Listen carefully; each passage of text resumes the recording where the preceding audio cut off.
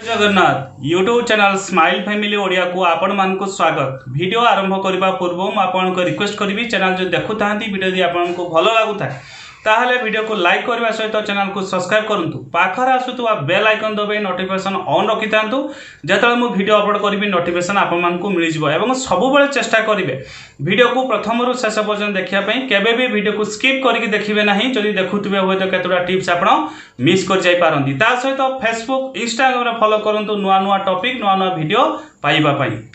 दर्शक बंधु आज आम आलोचना करवा मेष राशि नवेम्बर मास मासिक राशिफल केमिति कटिब। ए मासर जमिति देखा जाउछि आपणकर ए मासरे किछिटा आश्वस्ति खबर मिलिब। विभिन्न काम रे हुए तो आपन को सफलता मिली पारे किंतु स्वास्थ्यगत समस्या आपन को घारिब। तेणु देह प्रायतः भल रहिब नाही। तेणु देह को आपण निश्चित जगंतु।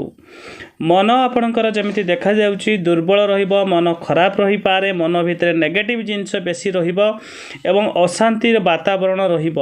तेणु मन खुशी रहिला भलिया काम आपण मध्य करंतु। आय अल्प मध्य बढ़िब। विभिन्न तरफरु किछि टंका आपण को पाखक आसीबो बा एमिति किछि सोर्स रे आपण को धन मिलिबो। चाकरी जदि आपण करूथांते निश्चित चाकरी आशा धरी चलिबे एवं मन मध्य आपणकर खुशी रहिबो। व्यवसाय जदि आपण करूथिबे व्यवसाय रे मांदा मध्य देखा जिवो। व्यवसाय रे सेते मात्रा भलो देखा जाउ नाही। तेणु व्यवसाय प्रति आपण टिके जत्नवान हुअन्तु बा व्यवसाय रे आपण निजे इन्वॉल्व रहंतु जो द्वारा कि व्यवसाय जेमति लॉस न हबो।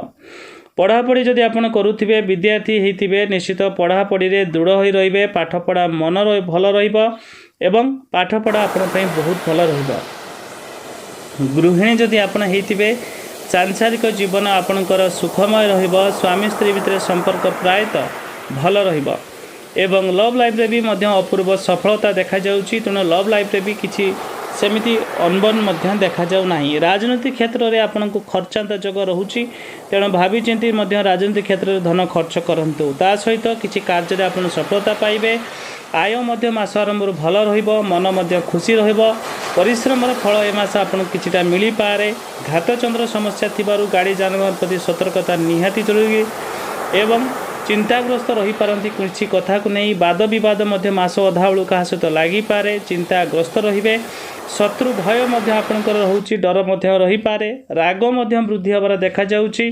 मास शेष को बंधु सहयोग आपण को मध्य मिलिबो। स्वास्थ्यगत समस्या मास शेष आडू टिके लागि पारे एवं परोपकार रे समय मध्य काटी पारंती। कार्य सिद्धि पाइबे। आयर जग मास शेष को मध्य भल रहइबो एवं नवेम्बर मास मेष राशि पई प्रायतः ठीक ठाक रे जीव ना अति भल जीव ना अति खराब रहिबो।